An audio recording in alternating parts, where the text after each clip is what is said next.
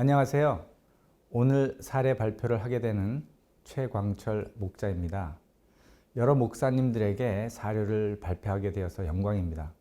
그리고 저를 이 자리에 초청해 주신 이경준 한국가사원 원장님과 가사원 리더 목사님들에게 감사드립니다. 오늘 발표 내용은 제목에 있는 대로 새 시대가 요구하는 교회의 사회적 책임과 목자의 역할입니다. 오늘 발표를 통해서 목회자님들은 지역교회 리더의 관점에서, 저 같은 목자들은 목장과 직장 리더의 관점에서 각자의 책임과 역할을 정의하고 실천하는 데 도움이 되기를 바랍니다. 오늘 사례 발표에 앞서서 세 가지 말씀을 먼저 드리고 시작하겠습니다. 첫째는 사례 발표의 목적입니다. 둘째는 사례 발표자인 저의 배경과 사례 공유의 방법입니다. 그리고 셋째는 사례 발표의 구성입니다. 첫째로 사례 발표의 목적은 저와 여러분들에게 5개의 핵심 질문들을 제기하기 위함입니다. 이러한 질문들은 새로운 것은 아닙니다. 벌써 수십 년 넘게 다양한 세계 기독교 교단 및 단체들이 각자 고민하면서 다양한 정책을 가지고 실천해 왔습니다. 그리고 하나의 정답도 없습니다. 왜냐하면 여러분이 속해 있는 교단이 생기는 배경과 사회적 환경이 달랐기 때문입니다. 또 같은 교단에 속한 교회들일지라도 개교회의 창립 목적, 발전 역사 및 교회가 속한 지역사회 환경, 그리고 구성원들의 성격도 다릅니다. 따라서 이 질문들에 대한 답변 또한 다양하리라 믿습니다. 이 질문들에 대한 답변은 목회자님들이 따로 또 사역원과 함께 도출해 주시기를 기대합니다. 위 질문에 대해서 한 명의 목자의 관점에서 느끼고 생각한 것들, 그리고 목회자님들에 대한 저의 기대를 강의 요약에 담았습니다. 여러분들과 나누고 싶은 내용은 많고 시간은 제한되어 있어서 강의 자료들을 사전에 읽어보시고 올 것을 부탁드렸습니다. 혹시 시간이 없어서 미리 읽어보지 못하신 분들은 나중에 시간을 내셔서 제가 준비한 자료들을 꼭 읽어보시기를 바랍니다. 앞으로 40분간 진행될 강의 내용은 모두 잊으시더라도 제가 제기한 5개의 질문과 전장과 이번 장에 포함된 요약은 나중에 꼭 다시 읽어보시고 그 후 교회별로 따로 혹은 가사원 모임에서 목사님들과 함께 토론을 해 주시고 목자들을 잘 가이드해 주시기를 부탁드립니다. 둘째는 오늘 다양한 사례들을 공유하는 저의 배경과 사례 공유 방법을 말씀드리겠습니다. 강의 자료에 포함된 내용은 제가 다양한 기관에서 일을 하면서 얻은 지식과 경험을 총정리한 것입니다. 미국에서 한 30년 살았습니다. 여러 한인교회들에서 교회 리더로 사역을 했습니다. 그리고 세계 굴지의 글로벌 기업 임원으로도 여러 해 동안 일을 했습니다. 14년 전에 귀국해서는 대학 교수로 일을 했고요. 그 후 정부 출연기관들에서 회장으로, 그리고 SK그룹에서는 계열사 사장과 또 그룹의 사회공헌 위원장을 일을 했습니다. 사회적 책임과 역할에 관해서는 최근에 다양한 국내 혹은 국제 모임에 참석할 기회가 많이 있었습니다. 그곳에서 정치, 사회, 경제, 교육 여러 리더들과 많은 교류를 했습니다. 거기에서 얻은 지식과 실천 경험들도 여러분이 쉽게 참조할 수 있도록 자료에 포함했습니다. 분량이 아주 많습니다. 그래서 각종 사례들은 꼭지만 따서 말씀드리고 세부 사항들은 첨부에 넣었습니다. 여기에 있는 자료들이 여러분들이 한 곳에서 쉽게 볼 수 없는 자료들이 있습니다. 꼭 읽어보시기를 바랍니다. 세 번째, 마지막으로 강의 구조입니다. 3단계로 만들어 보았습니다. 첫째는 붉은색 동그라미들입니다. 세상의 위기와 변화입니다. 우리가 살고 있는 세상은 멸망의 길로 가고 있는 것 같습니다. 여러분 혹시 타이타닉이라는 영화를 보셨는지요? 저는 우리가 사는 세상이 타이타닉호 같은 생각이 듭니다. 오늘 강의를 보시면 조금은 설명이 될 겁니다. 두 번째는 파란색 동그라미들입니다. 이런 위기를 극복하고 지구와 세상을 지속 가능하게 만들고 사회를 변화시키는 정부, 특히 국제기구들, 글로벌 기업들, 그리고 여러 사회단체들의 사례를 정리해 보았습니다. 세 번째는 초록색 동그라미들입니다. 교회와 학교입니다. 이 기관들은 건전한 가치관, 소명의식 및 역량을 갖춘 인재들을 양성해서 세상에 내보내야 합니다. 그를 위해서 저는 지난 여러 해 한국의 주요 대학교 총장님들 및 교수님들과 많은 교류와 협력을 했습니다. 그리고 거기서 실천이 되고 있는 얘기를 첨부에 요약했습니다. 특히 제가 강조하고 싶은 것은 가정교회를 통한 목자들의 양성입니다. 세상에서 빛과 소금의 역할을 잘 감당할 훌륭한 목자님들이 많이 나오기를 기대해 봅니다. 이제 첫 챕터를 시작하겠습니다. 글로벌 위기와 세대의 변화에 관한 이야기입니다. 우리는 지금 심각한 위기에 처해 있습니다. 먼저 어떤 위기인지 동영상을 통해 소개해 드리기로 하겠습니다. 그리고 나서 자세한 시대의 변화는 첨부 A에서 보충 설명을 드립니다. 말씀드린 대로 세상의 변화는 세상의 위기를 초래합니다. 그런데 체인지 에이전트들은 이러한 위기를 기회로 포착하면서 다시 세상을 변화시킵니다. 인류 문명과 문화는 이런 사이클을 반복하면서 발전해 왔습니다. 현 시대는 여태까지 역사가 경험하지 못한 두 가지의 위기에 직면했습니다. 하나는 생태계 파괴이고 다른 하나는 사회의 양극화입니다. 이들은 지구 환경 전체와 평화로운 인류 사회의 지속 가능성에 심각한 도전을 두고 있습니다. 짧은 지구 온난화에 관한 동영상을 보시겠습니다. 날씨가 예전 같지 않다는 말 많이들 하시죠? 그렇습니다. 달라졌습니다. 세계 과학자들은 전 지구 기후변화의 원인이 되는 지구의 평균 온도가 올라가는 것을 우려하고 있는데요. 약 3,300년의 1도씩 오른 에오스의 온도 변화도 지구의 역사 속에서 가파른 변화였습니다. 그런데 우리가 살고 있는 지금은 산업혁명 이후 200년 동안 1도가 오른 것입니다. 생태계 전체가 그 충격을 견뎌낼 수 없다. 기상청에서는 2018년 한반도 기후변화 전망 보고서를 작성했는데요. RCP 8.5 시나리오에 따르면 연평균 기온이 약 4.4도씩 오르고요. 여름 일수는 더 길어져 약 170일, 그러니까 우리나라 1년의 반 정도가 여름이 되는 것이죠.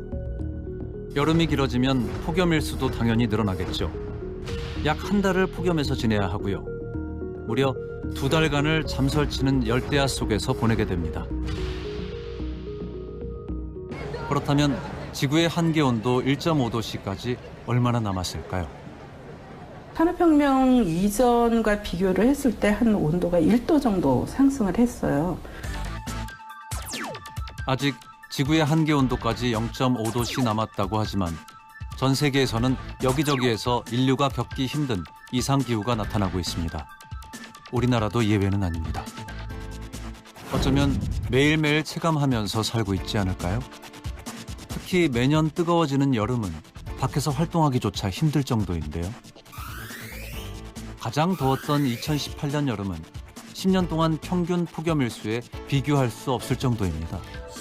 가을 태풍은 여름철 뜨거워진 해수면이 태풍의 몸집을 키우면서 빠르게 이동하기 때문에 그 파괴력은 무서울 정도입니다.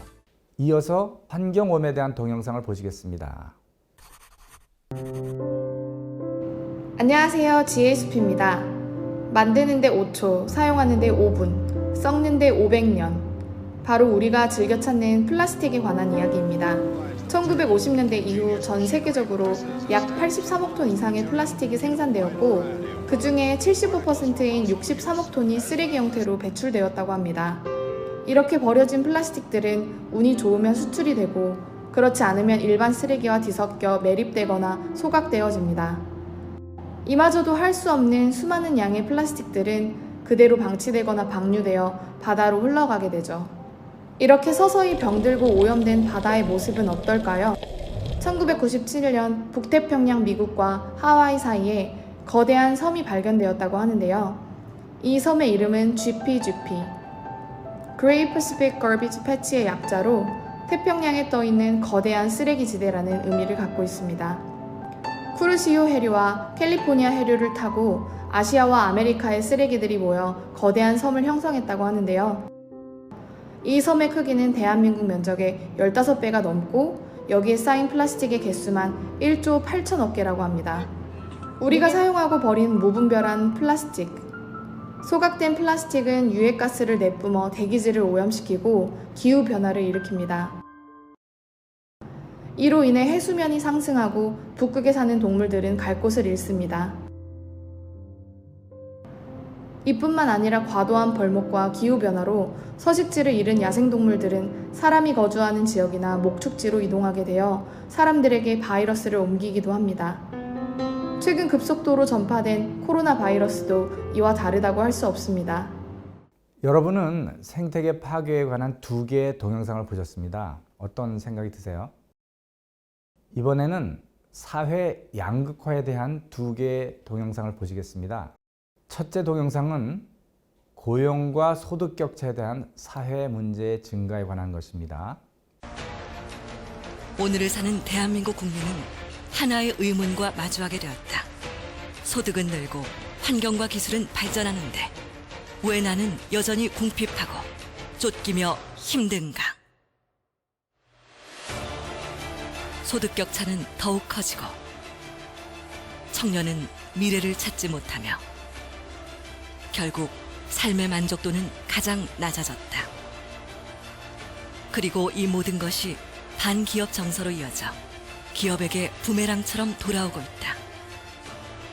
정부의 해결책은 각종 정책과 규제의 형태로 나타나 기업의 부담을 가중시키고 있으며 더 나아가 기업의 근원적 수익 모델과 사업 구조까지 변화시켜야 하는 위기로 내몰리고 있다.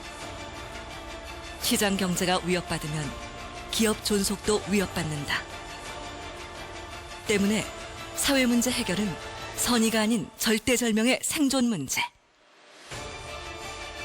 이제 사회 문제 해결에 나서지 않고는 그 어떤 기업도 생존할 수 없는 시대가 온 것이다.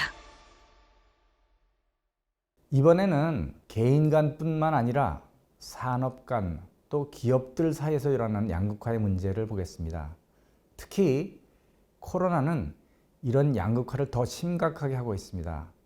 최근 뉴스에서 다루어진 양극화 문제를 잠시 보시겠습니다. 올해 들어 수출이 늘며 경기 부진이 일부 완화되고 있지만 고용 상황은 여전히 어둡습니다. 특히 중소기업과 20대 등 특정 취약계층의 피해가 집중되는 K자 양극화 성장이 현실화하고 있어서 우려는 더 커지고 있습니다. 김태민 기자입니다.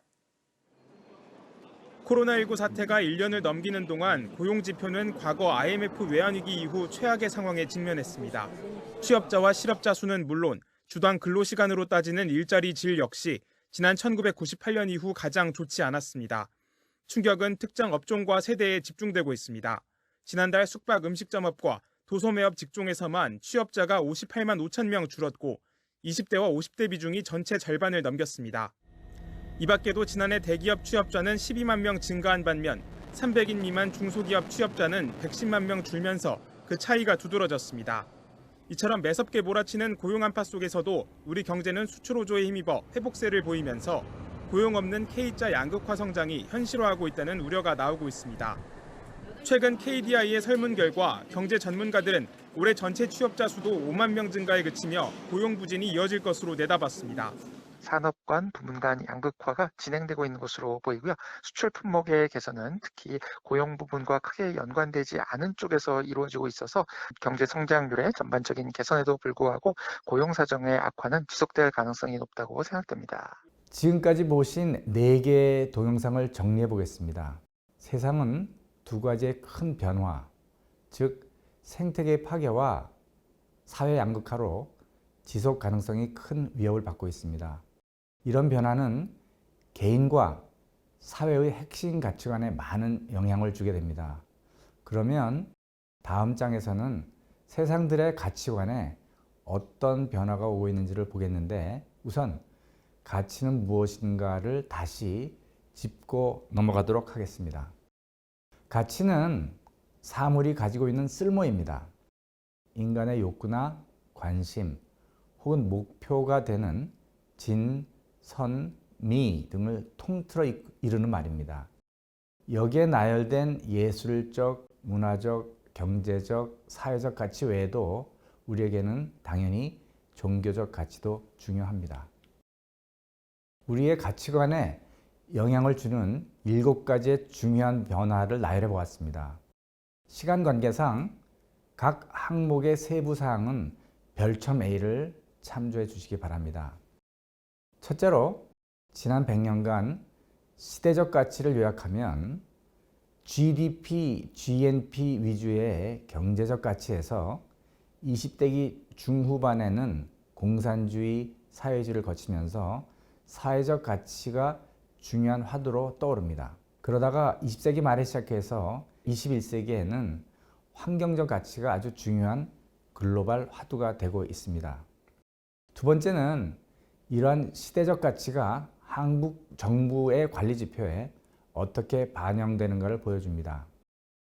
세 번째 중요한 변화는 스테이크홀더 캐피털리즘의 도래입니다. 이제 기업과 경제계는 주주들의 이익 증대를 목표로 삼았던 쉐어홀더 캐피탈리즘에서 탈피해서 사회와 환경을 포함한 모든 이해관계자들의 관심과 희망을 충족시켜야만 합니다. 네 번째는 여러분도 잘 이해하시고 체험하는 4차 산업혁명입니다. 다섯 번째는 정보기술의 확대로 인한 네트워크 커뮤니티의 도래입니다. 기업들, 교육, 종교, 사회, 문화 활동에 이미 많은 변화를 경험하고 계십니다.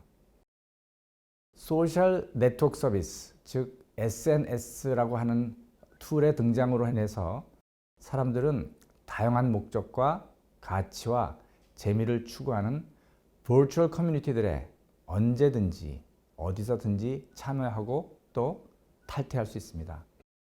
여러분들도 다양한 SNS 문화와 가치를 경험하고 계실 겁니다. 여섯 번째는 디지털 트랜스포메이션, 즉 DT입니다. 왜 트랜스포메이션이라는 단어를 쓸까요? 기업은 수백 년 전부터 본원적으로 거래 비용을 줄이기 위해서 탄생을 했고 진화해 왔습니다. 그런데 DT로 인해 기업들이 심각한 위협을 받고 있습니다. 왜냐하면 거래 비용이 거의 0으로, 제로로 수렴하기 때문입니다. 이 개념을 쉽게 예를 들어서 말씀드리겠습니다. 여러분은 이제 물건을 사기 위해서 집을 나와서 차를 타고 시장에 가서 결제를 하고 다시 싣고 오는 이런 비용을 지불하기를 원하지 않습니다. 왜냐하면 밤에 스마트폰으로 클릭 몇 개를 하면 다음날 아침에 원하는 물건이 물 앞에 와 있는 세상이 되었습니다. 얼마 전 쿠팡이라는 회사가 뉴욕 증시에서 어마어마한 가격으로 상장이 되어서 세계를 놀라게 한 것도 이와 무관하지 않습니다. 이 거래 비용이 제로라는 것이 교회주는 시사점은 무엇일까요? 이제는 교인들도 차를 타고 예배당에 가서 주차를 하고 자리를 잡고 설교를 듣고 또 찬양을 듣고 교제를 하고 하는데 필요한 트랜잭션 코스트에 민감해지기 시작합니다. 오가는 데 필요한 시간과 비용 대비 얻는 가치를 제고하게 되는 것은 당연합니다. 이제 7번째 변화입니다. 이 변화는 너무 중요해서 첨부에 있는 것을 본문으로 옮겨서 설명을 드리도록 하겠습니다. 코로나는 말씀드린 여러 가지의 변화뿐만 아니라 사회, 경제, 정치, 교육, 문화 전반에 걸쳐서 여러 가지 변화를 심화시키고 또 속도를 가속하고 있습니다. 여러분들이 매일 언론에서 보고 계시고 또 매일 살면서 체험하고 있습니다. 교회는 그러면 어떻게 변화하고 있고 어떻게 변화해야 할까요? 더 자세한 내용은 첨부 A를 참조하시기 바랍니다. 목사님들도 이제는 세상의 변화에 대해서 더 열심히 공부하셔야만 합니다. 아니면 저 같은 목자 만나면 자칫하면 무식하다는 소리를 듣게 됩니다. 자, 이번에는 지금까지 언급한 사회위기와 변화가 정책기관, 기업, 그리고 국제사회 기관들에게 어떤 영향을 미치고 있는지 설명드리겠습니다.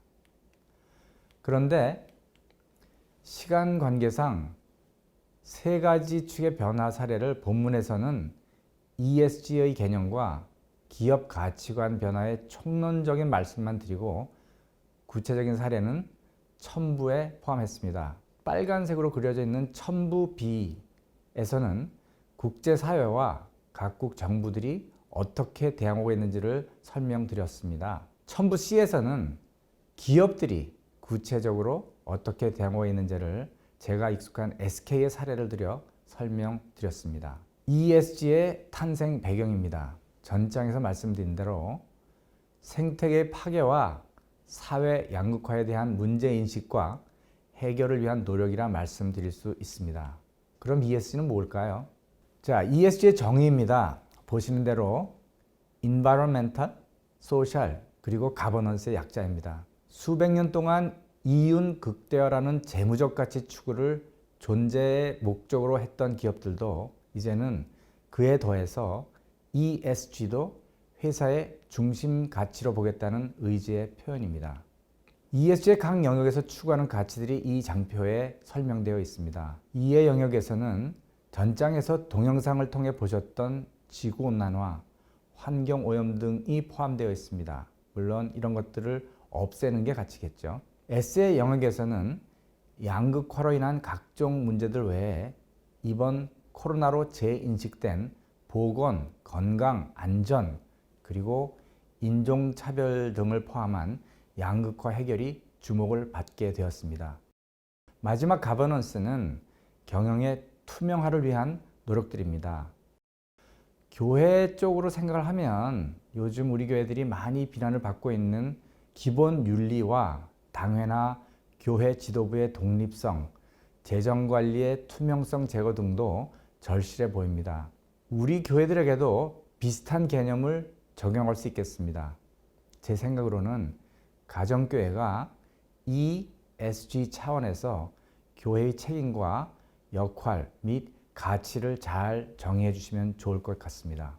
이 표에서 보시는 것처럼 ESG에 관련된 관심은 급격하게 증가하고 있습니다. 구글에서 하루 검색수가 5년 사이에 50배가 늘었다고 합니다. 소비자의 관심도 증가하고 있고요. 이에 따라서 정책 입안자, 즉 정부 기관들의 관심도 증가할 수밖에 없습니다.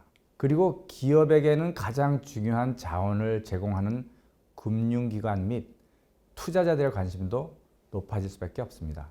정리를 해보면 이러한 경영 환경의 변화는 필연적으로 기업의 변화를 촉구하게 됩니다.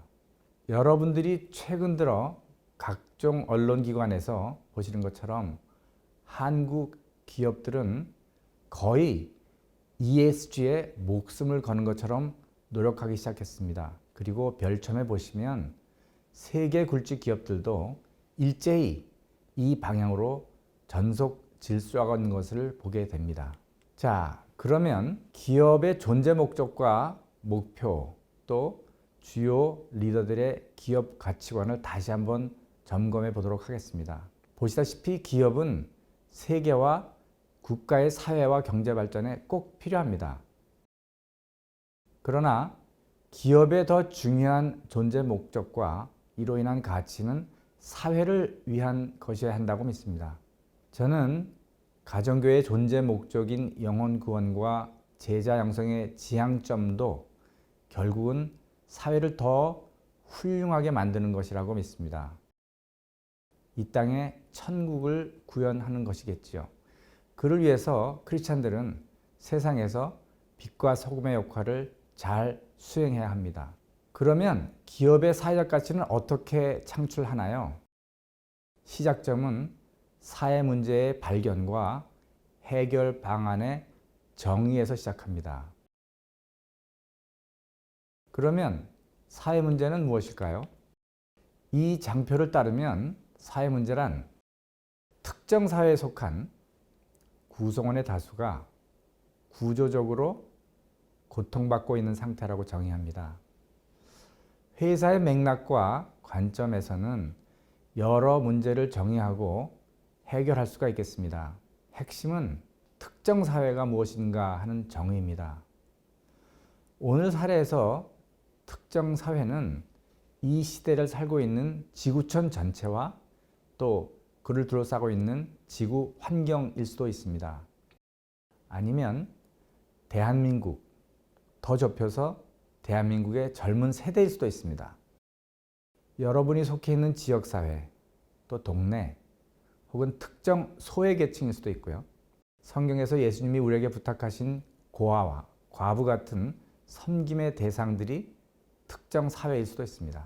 세계 굴지의 기업들은 오른쪽에 있는 5가지 영역에서 사회 문제를 정의하고 해결 방안을 모색하면서 상품과 서비스를 제공하고 있습니다.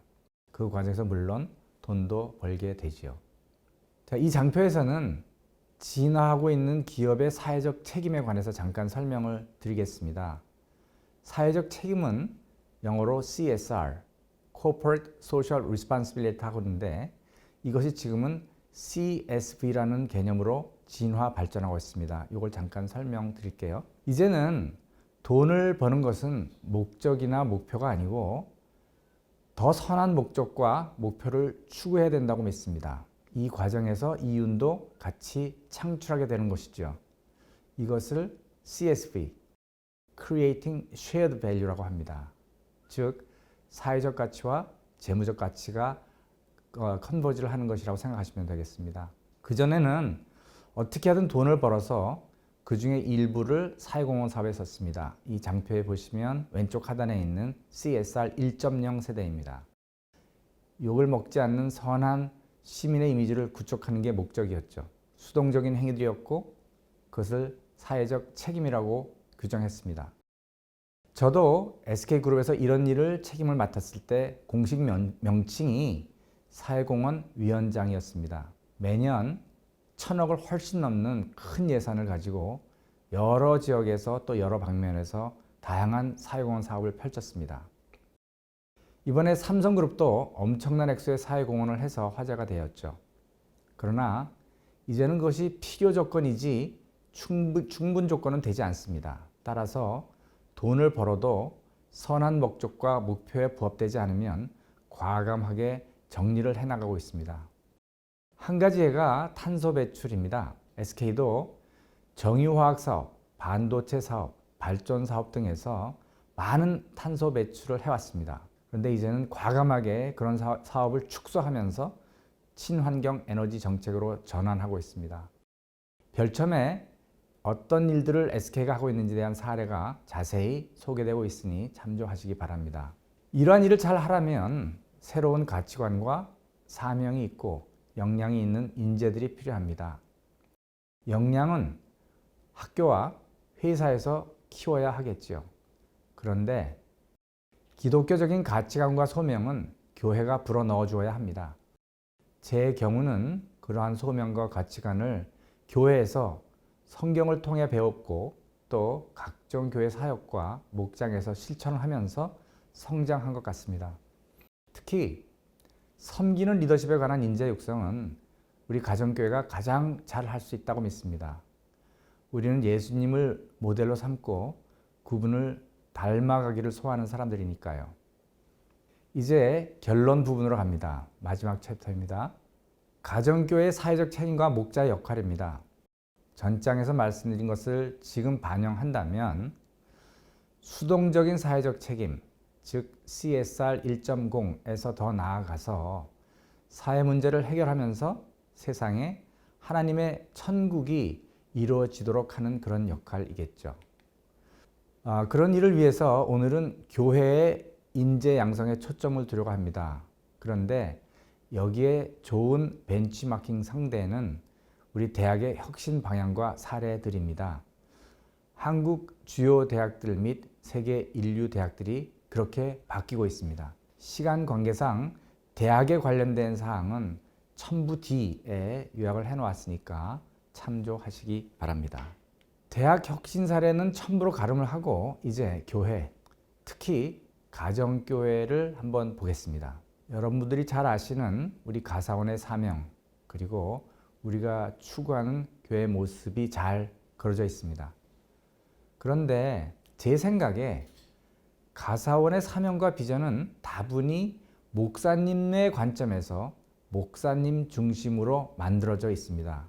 즉, 영혼 구원하는 제자들을 목사님들이 만들면서 또 목사님들이 보시기에 성도들의 기쁨이 충만한 교회를 만들어가는 것이죠.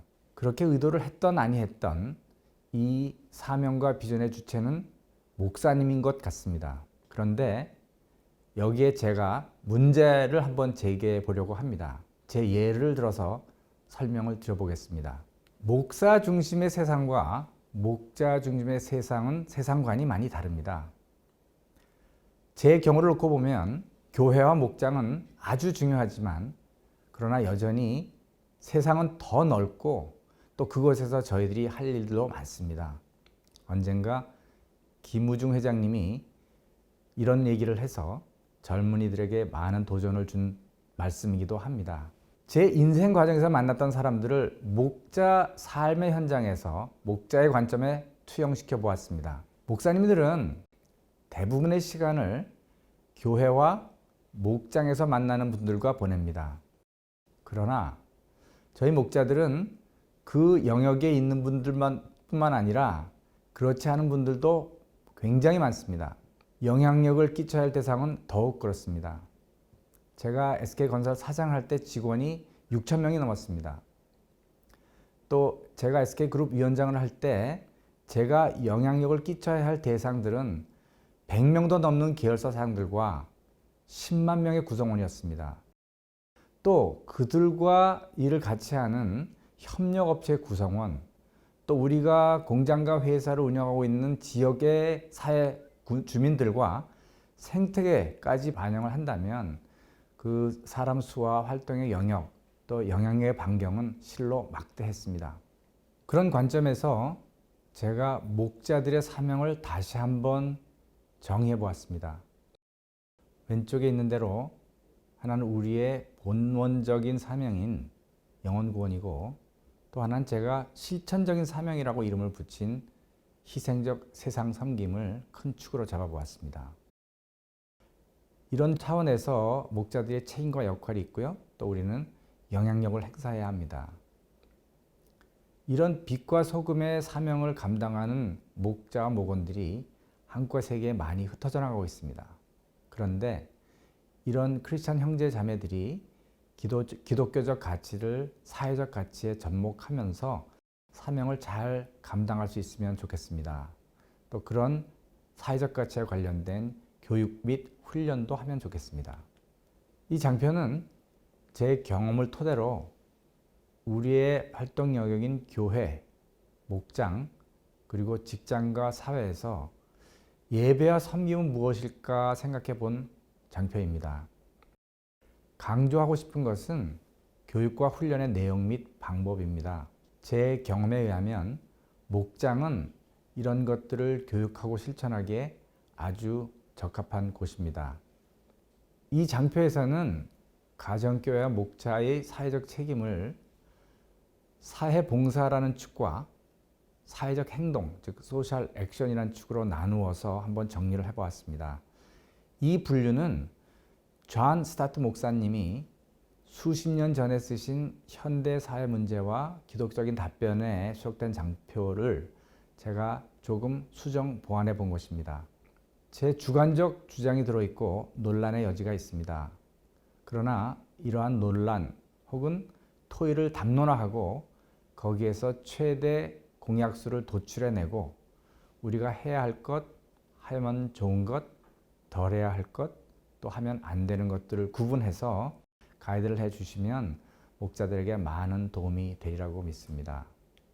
자, 지금까지 말씀드린 교회의 사회적 책임과 역할을 장표에다 한번 정리를 해보았습니다. 지난 장에서 CSR이라는 것이 Corporate Social Responsibility였는데요. 이 똑같은 CSR의 C를 Corporate에서 Church로 한번 바꿔왔습니다. 그래서 이 장표에서 CSR은 Church's Social Responsibility가 되겠죠. 이것을 세 가지의 진화 단계를 한번 만들어 보았고요. CSR 1, CSR2, CSR3. 이거를 정의하는 두 가지 축이 있는데요. 하나는 X축입니다. 역할의 주체인데요. 1.0에서는 우리가 여태까지 해왔던 교회, 또 교회 사역 중심이고, 그 다음에 지난 수십 년 동안 그 사역의 주체들이 가정교회에서는 목장으로 이동을 했습니다. 물론 교회에 있는 사역이 없어진 건 아니죠. 제가 지금 주장하고 싶은 것은 거기에 더해서 이제는 목장에 있는 목자와 목자들이 사회에 들어가서 우리가 사회적 책임과 역할을 다해야 된다고 믿습니다. 그렇게 되면 Y축을 보시면 영향력의 단계가 우리가 선한 사마리아인들이 했던 그런 시혜적인 그런 사회적 책임과 역할에서 목장 중심으로 가면서 조금은 전략적인 사회적 책임과 역할, 선택적일 수 있겠죠. 에서 더 나아가서 목자와 목원 중심의 사회 전반에 걸치는 사회적 책임과 역할을 하는 영향력으로 발전되어 갈 수 있겠다라고 생각합니다. 그것을 제가 Church Social Responsibility 3.0이라고 한번 정의를 해본 것입니다. 자, 이제 말씀을 맺겠습니다. 오늘 사례 발표를 시작할 때 드린 5가지 질문을 반복하면서 마무리하도록 하겠습니다. 앞으로 목사님들과 우리 가사원 임원 목사님들도 이번에 제가 제기한 질문들을 답변도 한번 해보시고 또 어떻게 실행을 할지도 고민도 해줄 것을 간곡히 부탁드립니다. 긴 시간 제 말씀 들어서 감사합니다. 이제 강의를 마무리합니다.